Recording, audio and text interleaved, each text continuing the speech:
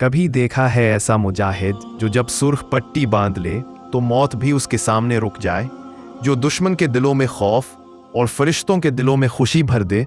وہ تھا ابو دجانہ رضی اللہ تعالی عنہ۔ احد کا میدان، گرد آسمان سے باتیں کر رہی تھیں، دھوپ تیز، نیزے سخت، اور اس طرف محمد صلی اللہ علیہ وسلم کے عاشق تیار کھڑے۔ اسی لمحے نبی صلی اللہ علیہ وسلم نے ایک تلوار آسمان کی طرف اٹھائی اور فرمایا، کون ہے جو اس کا حق ادا کرے؟ صحابہ رضی اللہ تعالی عنہ کی آنکھوں میں بجلیاں، قدم بے چینی سے آگے، سب چاہتے تھے یہ تلوار ان کے حصے میں آئے، مگر آپ صلی اللہ علیہ وسلم کا دست مبارک رکا رہا، یہاں تک کہ ایک مرد خاموشی سے آگے بڑھا، چہرے پر نور، دل میں وفا، نام ابو دجانہ رضی اللہ تعالی عنہ۔ انہوں نے پوچھا، یا رسول اللہ، اس کا حق کیا ہے؟ آپ صلی اللہ علیہ وسلم نے فرمایا، اسے اس وقت تک چلاتے رہو جب تک یہ جھک نہ جائے۔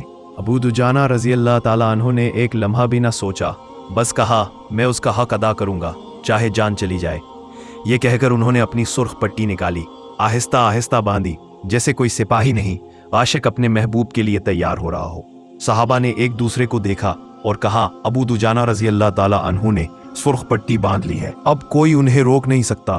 پھر وہ گرجتے بادلوں کی طرح دشمنوں پر ٹوٹ پڑے، ہر وار بجلی کا کڑکا، ہر قدم ایمان کی دھاگ، جس طرف جاتے مشرکین چیخ اٹھتے اور فرشتے فخر سے کہتے، یہ ہے محمد صلی اللہ علیہ وسلم کے شیر۔ آخر ایک حملے میں انہوں نے ایک شخص کو زیر کیا، ہیلمٹ گرا، چہرہ سامنے آیا، وہ عورت تھی، ہند، وہی جس نے مسلمانوں پر ظلم کے پہاڑ توڑے تھے۔ لیکن ابو دجانہ رضی اللہ تعالی عنہ کی تلوار ایک لمحے میں رک گئی۔ کیوں؟ کیونکہ اسلام عورت پر ہاتھ اٹھانے کی اجازت نہیں دیتا۔ یہ تھا ایمان کا اخلاق، یہ تھی اصل بہادری۔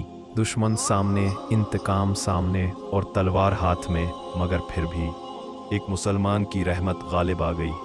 ابو دجانہ رضی اللہ تعالی عنہ نے ثابت کر دیا کہ بہادری صرف لڑائی نہیں، اپنے غصے کو مات دینا بھی بہادری ہے۔